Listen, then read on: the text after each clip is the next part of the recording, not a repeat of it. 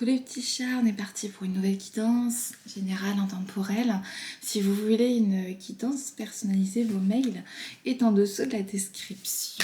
On est parti, on va aller voir les messages avec l'oracle d'Anka. Libération des états d'âme et nettoyage de la mémoire cellulaire. Allons voir tout de suite le ou les messages que l'on a à entendre aujourd'hui.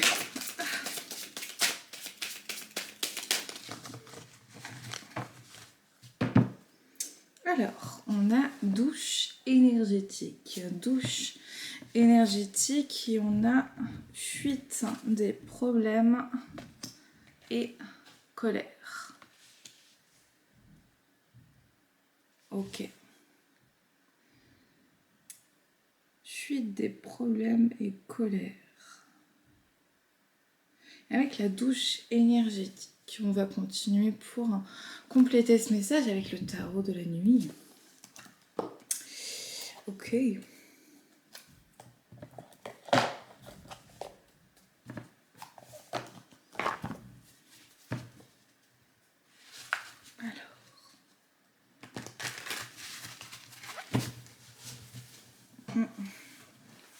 Est-ce qu'on complète le tout?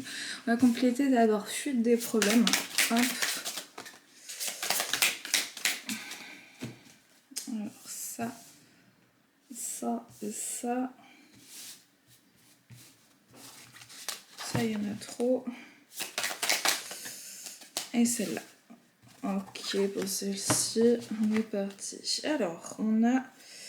Est-ce que c'est à l'endroit ou à l'inverse? À l'endroit. 6 de bâton. On a le 6 de bâton en énergie principale.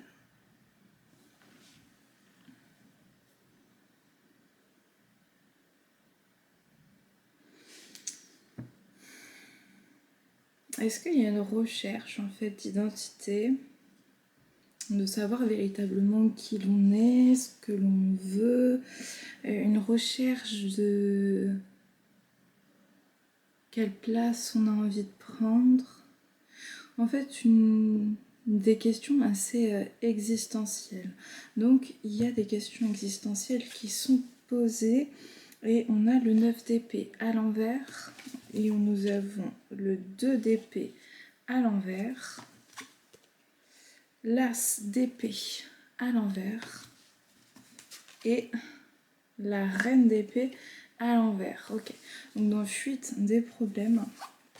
Et tout est à l'envers, sauf finalement la visée et le but qui est en fait de découvrir véritablement sa propre nature profonde, qui l'on est, ce que l'on veut faire, pourquoi on existe, peu importe quelles sont les questions qui peuvent être posées. On a la reine de denier et l'impératrice derrière, avec le valet d'épée, et ce que ça nous dit c'est que il y a une recherche en fait d'équilibre en soi, dans son côté féminin, comment aller chercher l'abondance finalement. Ok, la forme d'abondance que l'on veut obtenir.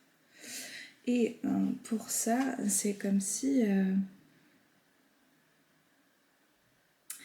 il y avait en fait un appel intérieur, quelque chose de nouveau.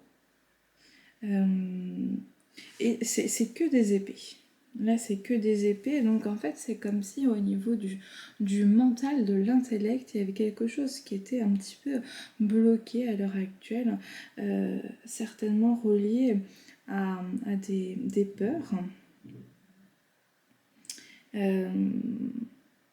Un manque en fait de confiance en soi, confiance aussi en ses propres capacités, dans ses propres réalisations.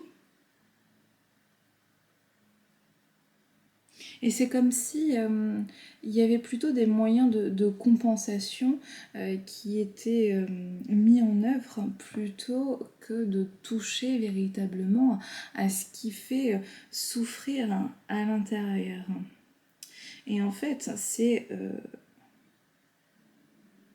C'est intéressant parce qu'on est sur le 9 d'épée, donc à l'envers, qui est dans une recherche de tristesse, une certaine isolation, et c'est comme si quelque chose qui se brise, où on est brisé aussi à l'intérieur malgré le côté extérieur qui peut être assez florissant.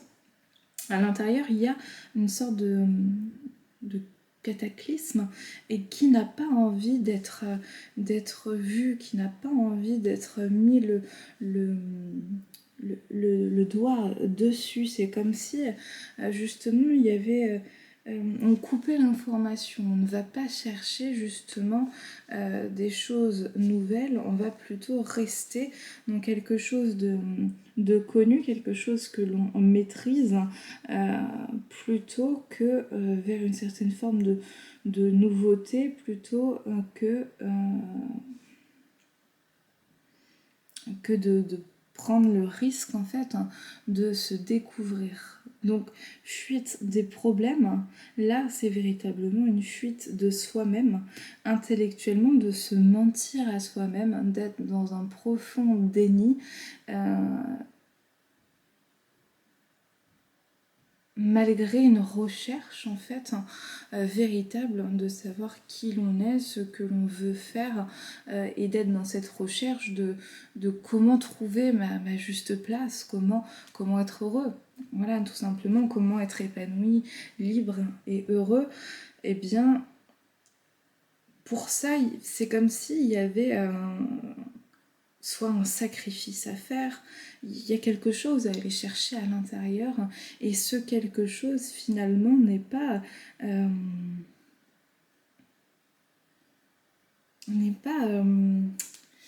comment dire, mis en lumière. Ouais. Alors on peut aller, on va tâcher d'aller plus loin parce que déjà c'est intéressant. Lequel, les deux? Ok, on va aller voir avec Osho Zen Tarot. On va prendre une ou deux cartes pour compléter un peu, en gros, ce qui freine mentalement.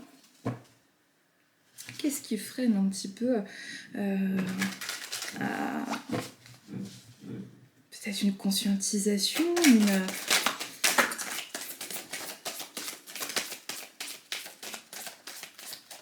Alors, ok, on a le compromis. Le compromis. Ok. Ok, on va continuer parce que il y a quelque chose qui me vient, mais on a le stress, le partage à l'envers, la source, l'avarice à l'envers,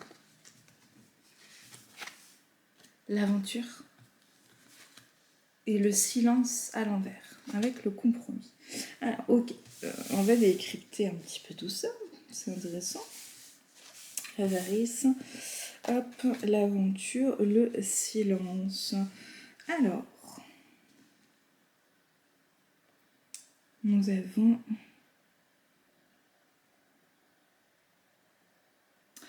une situation en fait qui sort de la zone de confort. Comme cette situation sort de la zone de confort, en fait il y a une certaine anticipation négative, un petit peu des choses, le stress, de l'angoisse, de devoir en fait perdre d'une part de sa liberté, une part de son autonomie. Peut-être y a-t-il une certaine peur de l'engagement. De devoir mettre en commun en fait certaines ressources, que ce soit matérielles, intellectuelles, et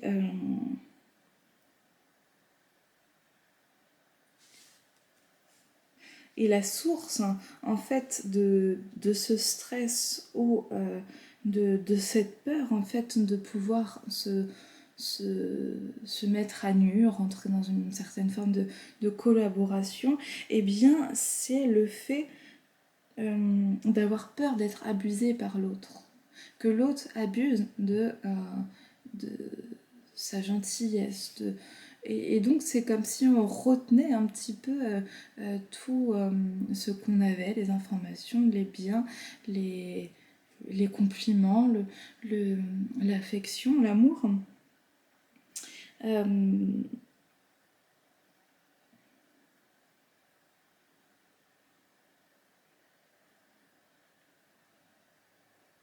Oui, il y a véritablement là une peur d'être abusé, une peur de s'ouvrir en fait, d'ouvrir son corps, d'ouvrir son cœur, d'ouvrir son esprit, d'ouvrir, voilà, de s'ouvrir à une situation, à quelqu'un, peut-être les deux, parce qu'en fait, mentalement, il y a un blocage.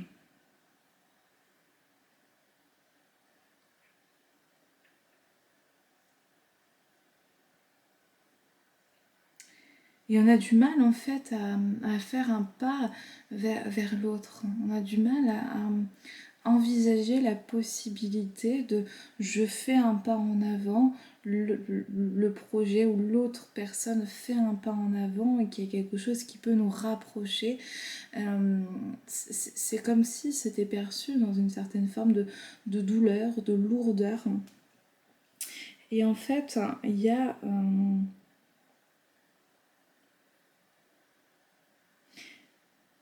l'aventure, il y a un appel à se lancer, à pouvoir en fait sauter le pas, prendre le risque et d'exprimer en fait ce qu'il y a à l'intérieur de nous-mêmes, d'exprimer certains doutes, certaines hésitations, plutôt que d'utiliser la poudre d'escampette et de fuir.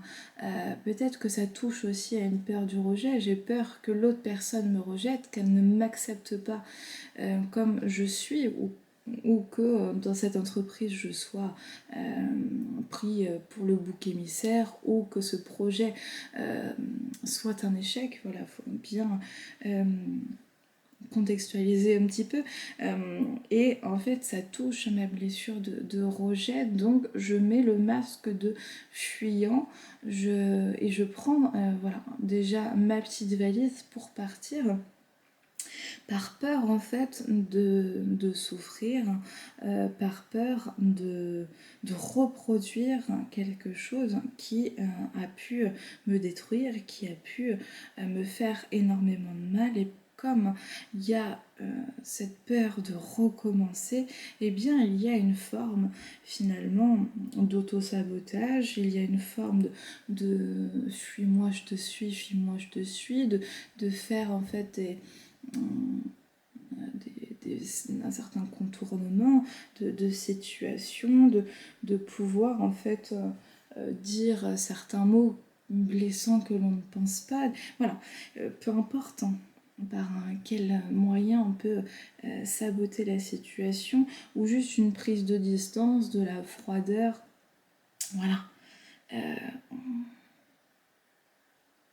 Et c'est comme si, au lieu d'affronter véritablement cette situation ou ces situations, et bien finalement il y avait une sorte de recroquevillement sur soi-même, peut-être avec certaines plaintes. On va voir après la colère si elle est vraiment associée à ça, mais une certaine plainte, une certaine désolation, un sentiment de vide, et pourtant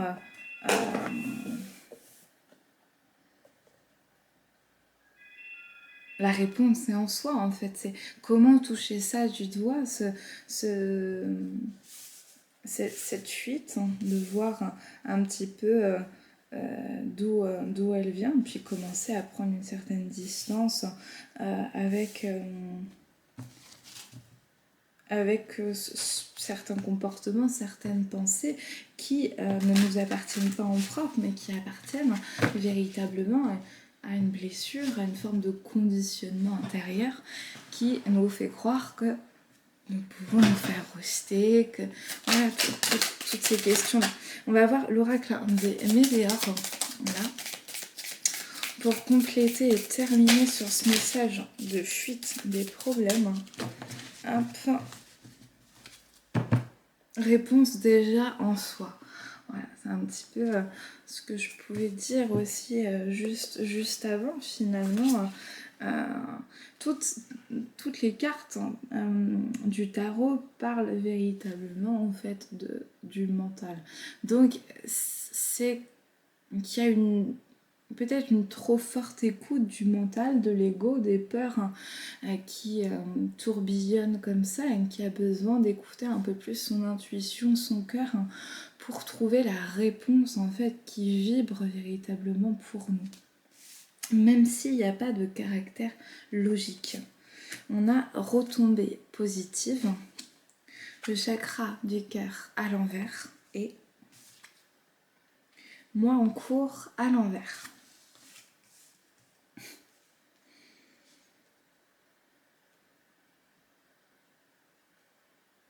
En fait, réponse déjà en soi, retombée positive, c'est de voir en fait cette situation sous un angle plutôt positif. Hein. C'est de se dire que s'il y a déjà eu certaines conséquences, eh bien il y a un certain plaisir, une joie, peu importe. En tout cas, il y a un apport particulier sur cette situation et c'est comme si effectivement on était beaucoup dans la mentalisation, dans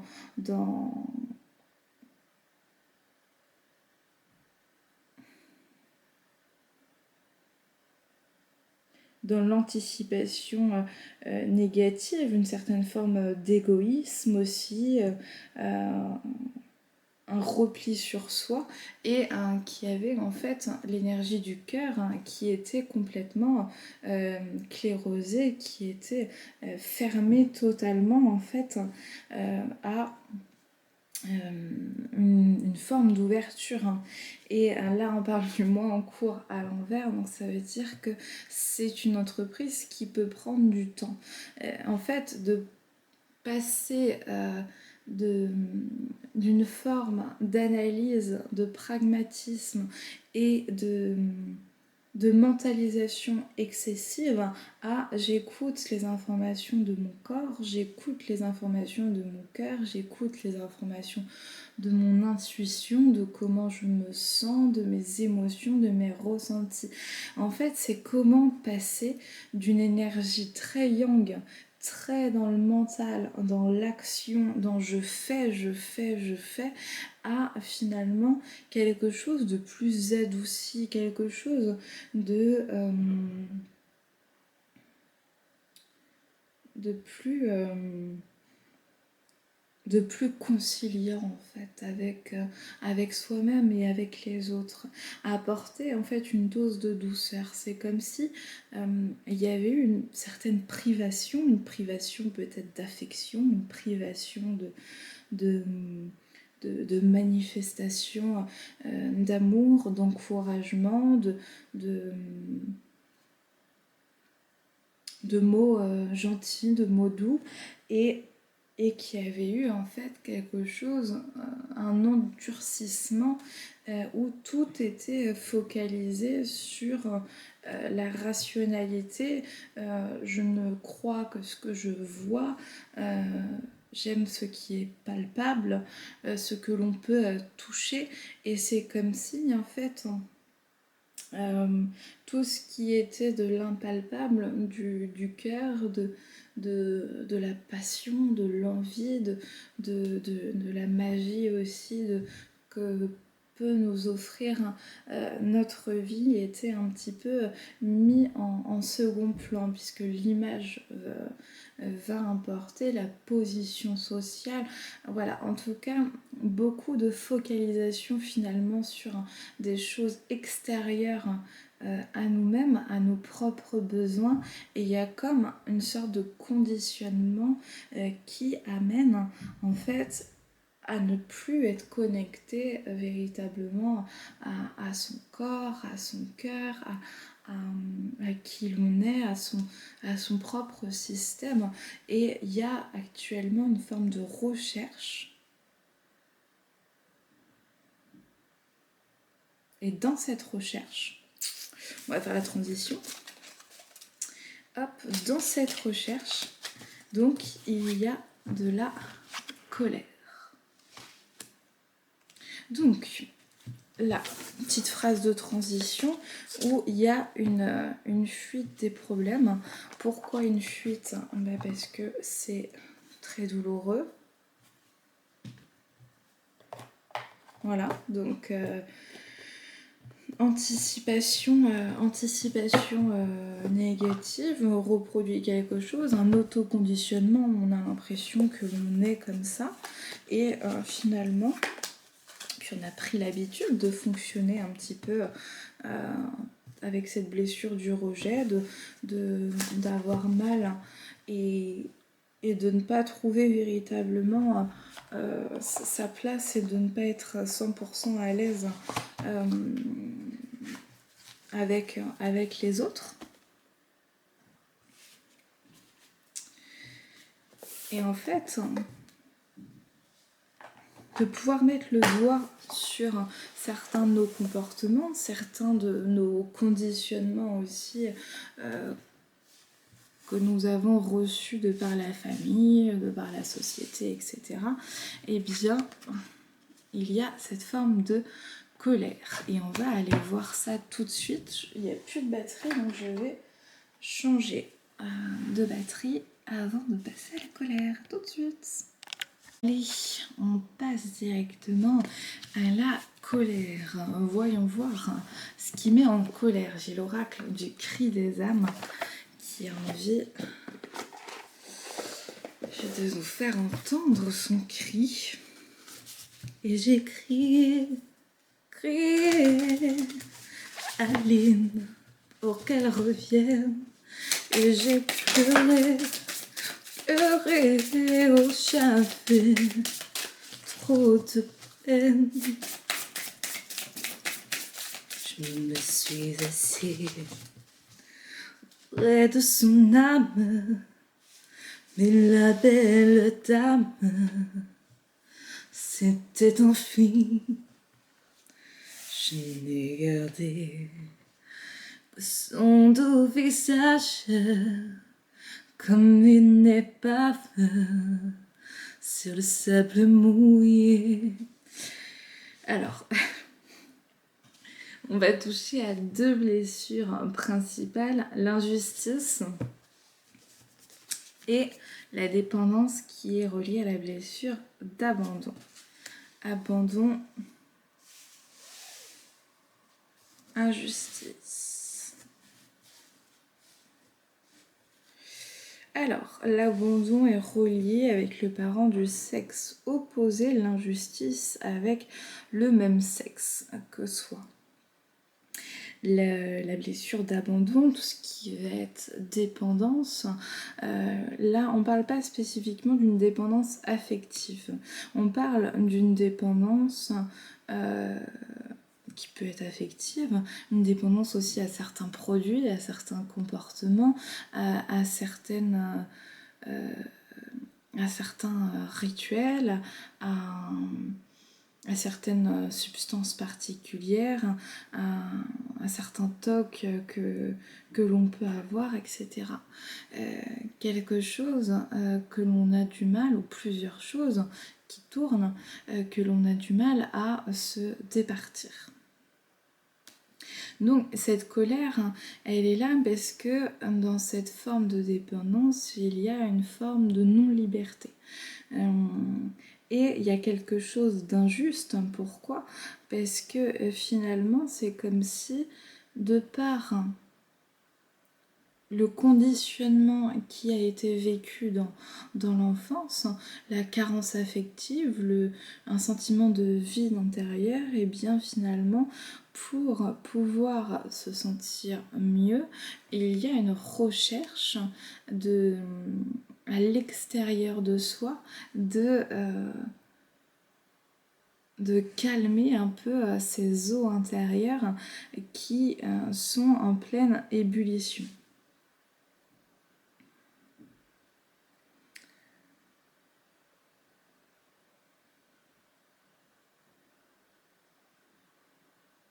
C'est comme par exemple de se dire j'ai une maladie et finalement cette maladie est une conséquence de l'alimentation que j'ai reçue quand j'étais petit, de mauvais traitements, d'une situation en tout cas qui ne dépend pas de nous en propre.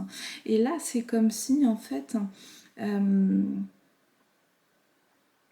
il y avait une forme de déresponsabilisation personnelle en étant focalisé sur l'extérieur et de se dire que c'est de la faute de telle décision, de telle ou telle chose, ou de telle personne, de telle situation où j'en suis là maintenant.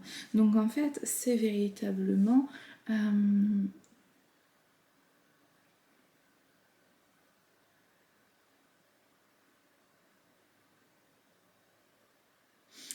un moment dans cette remise en question où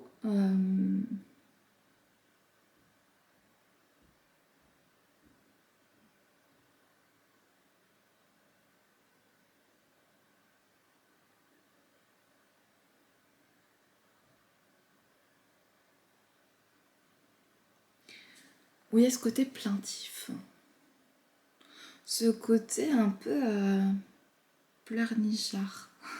Je sais pas comment dire ça, mais peut-être de manière plus gentille. Mais ouais, ce côté un peu, ouais, Calimero. Je me recroqueville sur moi-même, je me plains et finalement,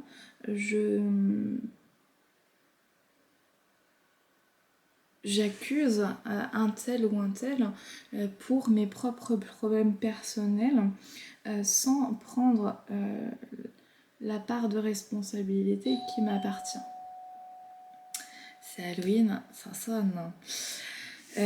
Voilà, donc on va creuser un petit peu plus la dépendance, l'injustice, la colère avec l'oracle miroir de ton âme. Miroir, miroir, quel est mon problème ? Qu'est-ce qu'on peut poser comme question sur la colère ? Juste d'en savoir un peu plus.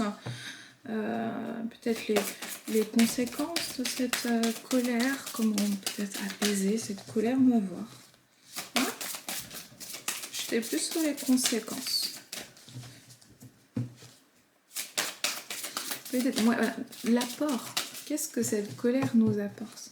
Avec fuite de problèmes et colère dans cette lecture-ci, oui, c'est la déresponsabilisation, totalement. Et le côté, en fait, je pleure, mais je n'agis pas. L'imperfection, ce sont les impuretés du diamant qui le rendent unique. La blessure d'injustice, et bien on insiste un peu là-dessus, quand mon pire cauchemar est d'être pris en défaut. La fierté, pourquoi nier davantage ma souffrance par orgueil.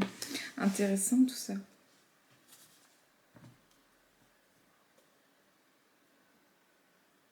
En fait, c'est comme si dans cette énergie, il y avait une forme de carapace qui était en train de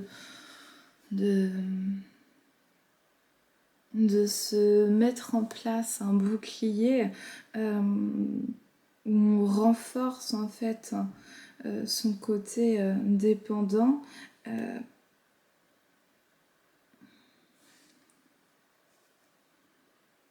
Tout en camouflant ou en cachant en fait sa souffrance. Et ce qui est intéressant avec l'imperfection, ce sont les impuretés du diamant qui le rendent unique.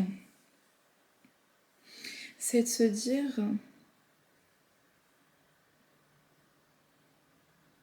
que certaines blessures, certains traumas, voilà, amènent en fait en soi une certaine profondeur, une certaine authenticité. Quand on voit des fois les plus grands artistes, mais combien étaient hyper torturés en fait. Il y avait un génie créatrice, un génie créatif. un génie créatif. Et de par ce côté, il n'aurait sans doute pas eu toute la profondeur si il n'y avait pas eu en même temps une galère affreuse, des crasses. Et c'est plutôt de se dire... Qu'est-ce que je fais avec cette douleur? Est-ce que je fuis toute ma vie? Est-ce que je suis en colère contre Pierre, Paul ou Jacques? Et même si ils sont 100% responsables, il n'y a pas de souci en fait. Quand on pardonne, c'est plutôt pour trouver une certaine paix intérieure. Donc c'est de se dire... Là, on n'en est pas là encore, pardon. On n'en est pas là. On en est à accepter de se dire, ok, il y a un peu de souffrance en moi, il y a quelque chose, j'ai de la colère, je fuis dans certains comportements, dans certaines substances, je n'accepte pas ma situation telle qu'elle est et je préfère me murer en fait en faisant semblant que tout va bien parce que ça me déchire tellement à l'intérieur que je préfère me mentir à moi-même et mentir aux autres. Déjà, c'est un super pas, enfin. C'est un super pas.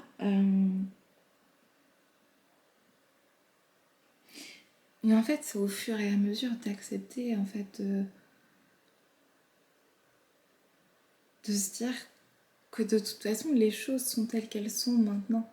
Et c'est vrai qu'on peut être focalisé sur certaines énergies passées, on peut être focalisé sur ce qui n'a pas fonctionné et en attendant, c'est juste le temps qui continue de s'écouler sans pour autant que l'on puisse profiter de ces instants présents en étant dans la vie et dans ici et maintenant.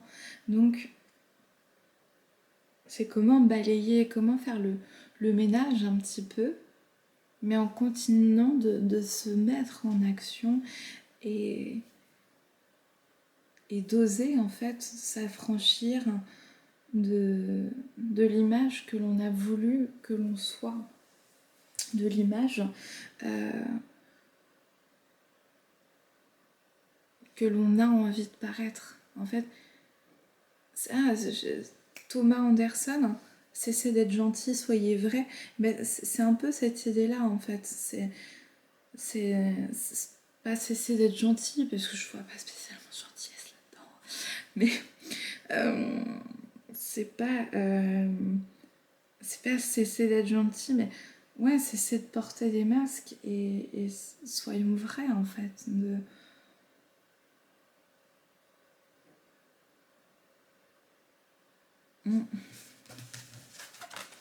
Mais c'est bien, ça, j'ai l'impression que ça avance quand même dans les prises de conscience.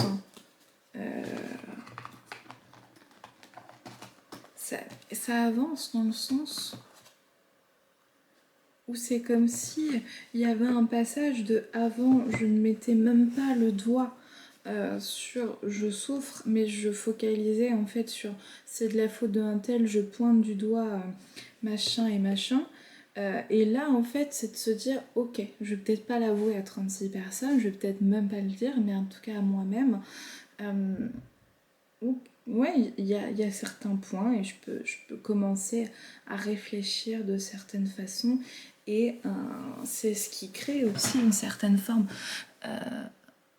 d'instabilité peut-être interne. Instabilité interne qui perturbe un petit peu les émotions en ce moment. Alors, on va aller voir avec un message les runes pour voir un petit peu qui est avec nous. Hop. Alors, quel message les runes ont à nous délivrer?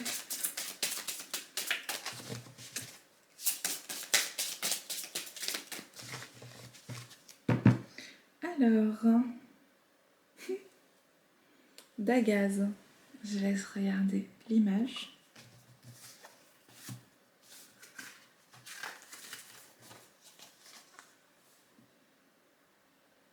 La décrypter si vous voulez.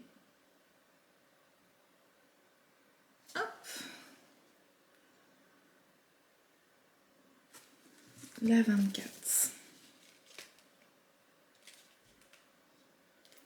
Elle était maquillée comme une star de ciné, accoudée au jukebox.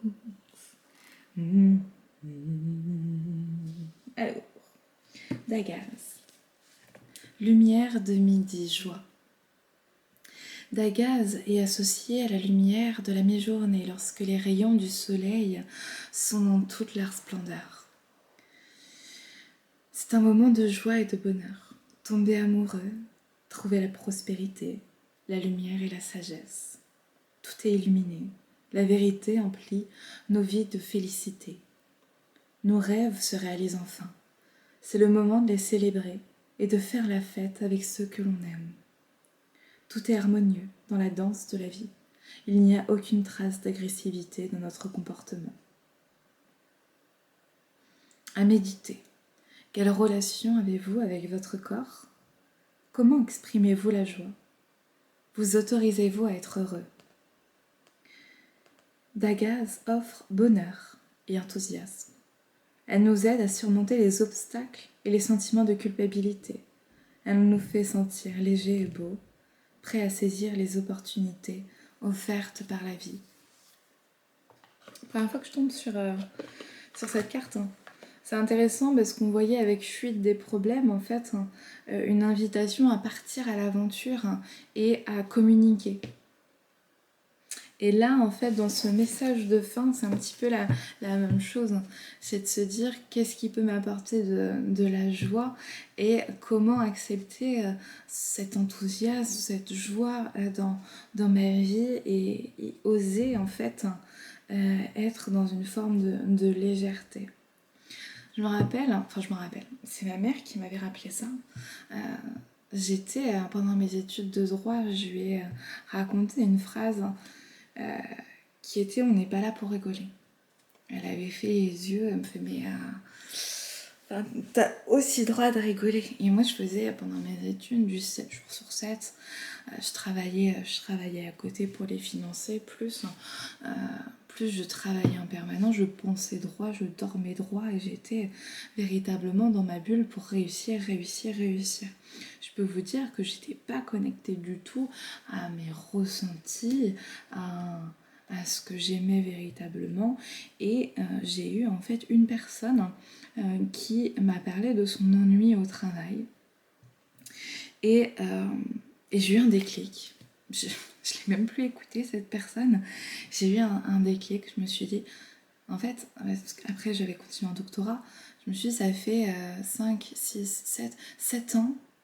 7 ans que tu es là-dedans, 7 ans que tu t'es pas retourné une seule fois pour savoir si ça te plaisait, si tu te sentais à ta place. Et en fait, je voyais les indices où beaucoup de des personnes avec qui j'étais en relation amicale dans le travail, d'autres doctorants étaient passionnés, faisaient de la veille juridique, enfin bref, ils faisaient leur petit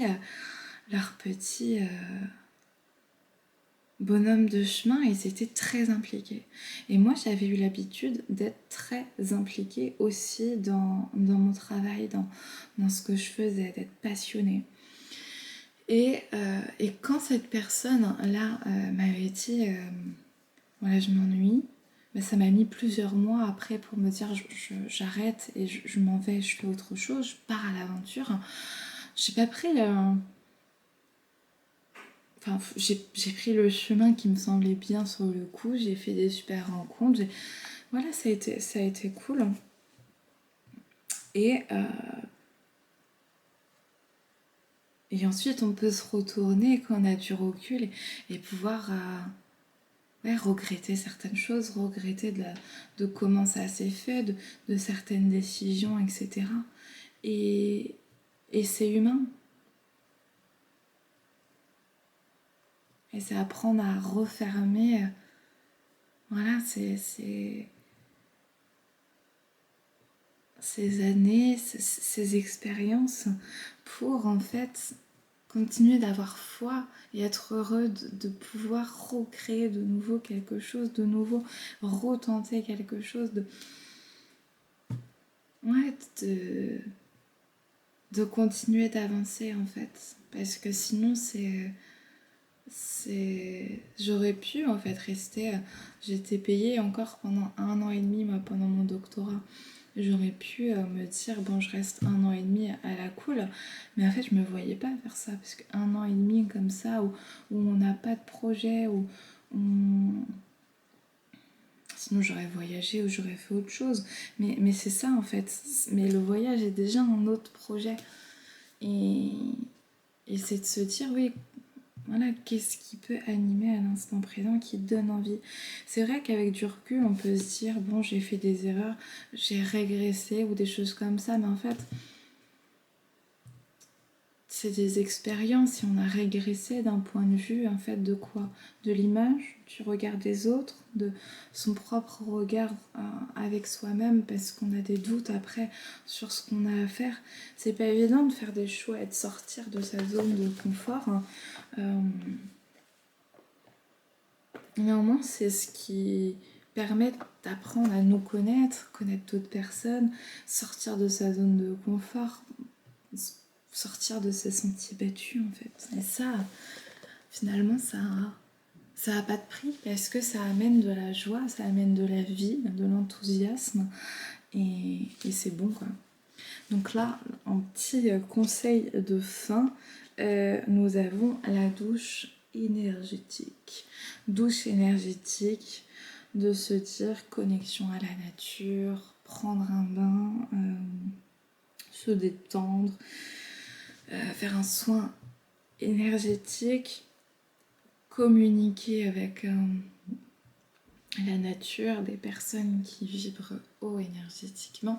Il y a plein de moyens en fait, mais en tout cas c'est faire attention à son énergie et de faire attention à son énergie et puis de se connecter à des éléments qui nous parlent pour monter en vibration. Voilà, c'est tout pour moi pour aujourd'hui et je vous dis à bientôt. Salut.